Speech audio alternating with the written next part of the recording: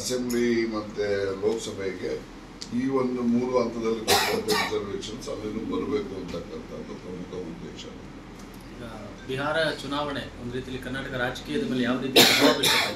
ಈಗ ನೀವು ಕೊಟ್ಟಿರೋ ಒಂದು ಹೇಳಿಕೆ ಒಂದು ರೀತಿಯಲ್ಲಿ ತಿರುವನ್ನ ಪಡ್ಕೊಳ್ತಾ ಅಲ್ಲಿ ಅಂತ. ಎಲ್ಲಿ ಈಗ ರಾಜಕೀಯದಲ್ಲಿ ಕರ್ನಾಟಕ ರಾಜಕೀಯದ್ದು ಬಿಹಾರ ಚುನಾವಣೆ ರಿಸಲ್ಟ್ ಬರೋವರೆಗೂ ಏನು ಆಗಲ್ಲ. ಆಫ್ಟರ್ ದಟ್ ಸಿದ್ದರಾಮಯ್ಯನವರಿಗೆ ರೀಶಫಲ್ ಮಾಡೋಕ್ಕೆ ಹೈಕಮಾಂಡ್ ಒಪ್ಪಿಗೆ ಕೊಟ್ಟರೆ ಅವರೇ 5 ವರ್ಷ ಇರ್ತಾರೆ.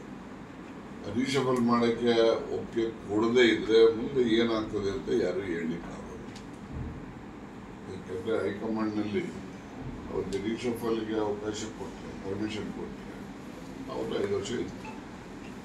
ಅವ್ರಿಗೇನೋ ರೀಶಫಲ್ ಮಾಡಲಿಕ್ಕೆ ಅಥವಾ ಎಕ್ಸ್ಪಾನ್ಷನ್ನು ಇನ್ನೊಂದು ಏನೋ ಅವ್ರ ತಲೆಯಲ್ಲಿ ಏನಿದೆ ಅದನ್ನು ಮಾಡಲಿಕ್ಕೆ ಹೈಕಮಾಂಡ್ನವರು ಅವ್ರಿಗೆ ಒಪ್ಪಿಗೆ ಕೊಡದೇ ಇದ್ದಾಗ ಆಗ ಪೊಲಿಟಿಕಲ್ ಡೆವಲಪ್ಮೆಂಟ್ಸ್ ಇನ್ಎವಿಟಬಲ್ ಅಂತ ಆಗ್ತದೆ ಅಂತ ನನ್ನ ಒಂದು ಅಸೆಸ್ಮೆಂಟ್ ಅಷ್ಟೇ, ಯಾರು ಹೇಳೋದಲ್ಲ.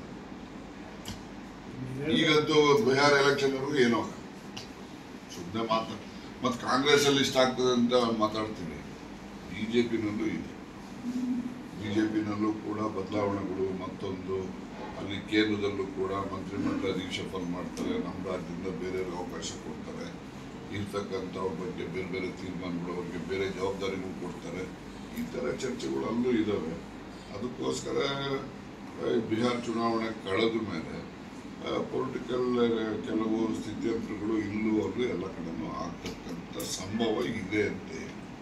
ಅಸೆಂಬ್ಲಿ ಮತ್ತು ಲೋಕಸಭೆಗೆ ಈ ಒಂದು 3 ಹಂತದಲ್ಲಿ ಕೊಟ್ಟಂಥ ರಿಸರ್ವೇಷನ್ಸ್ ಅಲ್ಲಿನೂ ಬರಬೇಕು ಅಂತಕ್ಕಂಥದ್ದು ಪ್ರಮುಖ ಉದ್ದೇಶ.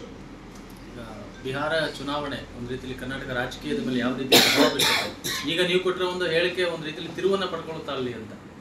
ಎಲ್ಲಿ ಈಗ ರಾಜಕೀಯದಲ್ಲಿ ಕರ್ನಾಟಕ ರಾಜಕೀಯದ್ದು ಬಿಹಾರ ಚುನಾವಣೆ ರಿಸಲ್ಟ್ ಬರೋವರೆಗೂ ಏನು ಆಗಲ್ಲ. ಆಫ್ಟರ್ ದಟ್ ಸಿದ್ದರಾಮಯ್ಯನವರಿಗೆ ರೀಶಫಲ್ ಮಾಡೋಕ್ಕೆ ಹೈಕಮಾಂಡ್ ಒಪ್ಪಿಗೆ ಕೊಟ್ಟರೆ ಅವರೇ 5 ವರ್ಷ ಇರ್ತಾರೆ. ರೀಶಫಲ್ ಮಾಡೋಕ್ಕೆ ಒಪ್ಪಿಗೆ ಕೊಡದೇ ಇದ್ರೆ ಮುಂದೆ ಏನಾಗ್ತದೆ ಅಂತ ಯಾರು ಹೇಳಲಿಕ್ಕಾಗೋದು. ಯಾಕಂದರೆ ಹೈಕಮಾಂಡ್ನಲ್ಲಿ ಅವ್ರಿಗೆ ರೀಶಫಲ್ಗೆ ಅವಕಾಶ ಕೊಟ್ಟರೆ, ಪರ್ಮಿಷನ್ ಕೊಟ್ಟರೆ ಅವರು 5 ವರ್ಷ ಇರ್ತಾರೆ. ಅವ್ರಿಗೇನೋ ರೀಶಫಲ್ ಮಾಡಲಿಕ್ಕೆ ಅಥವಾ ಎಕ್ಸ್ಪಾನ್ಷನ್ನು ಇನ್ನೊಂದು ಏನೋ ಅವ್ರ ತಲೆಯಲ್ಲಿ ಏನಿದೆ ಅದನ್ನು ಮಾಡಲಿಕ್ಕೆ ಹೈಕಮಾಂಡ್ನವರು ಅವ್ರಿಗೆ ಒಪ್ಪಿಗೆ ಕೊಡದೇ ಇದ್ದಾಗ ಆಗ ಪೊಲಿಟಿಕಲ್ ಡೆವಲಪ್ಮೆಂಟ್ಸ್ ಇನ್ಎವಿಟಬಲ್ ಅಂತ ಆಗ್ತದೆ ಅಂತ ನನ್ನ ಒಂದು ಅಸೆಸ್ಮೆಂಟ್ ಅಷ್ಟೇ, ಯಾರು ಹೇಳೋದಲ್ಲ. ಈಗಂತೂ ಬಿಹಾರ ಎಲೆಕ್ಷನ್ವರೆಗೂ ಏನೋ ಸುಮ್ಮನೆ ಮಾತಾಡ ಮತ್ತು ಕಾಂಗ್ರೆಸ್ಸಲ್ಲಿ ಇಷ್ಟ ಆಗ್ತದೆ ಅಂತ ಮಾತಾಡ್ತೀವಿ.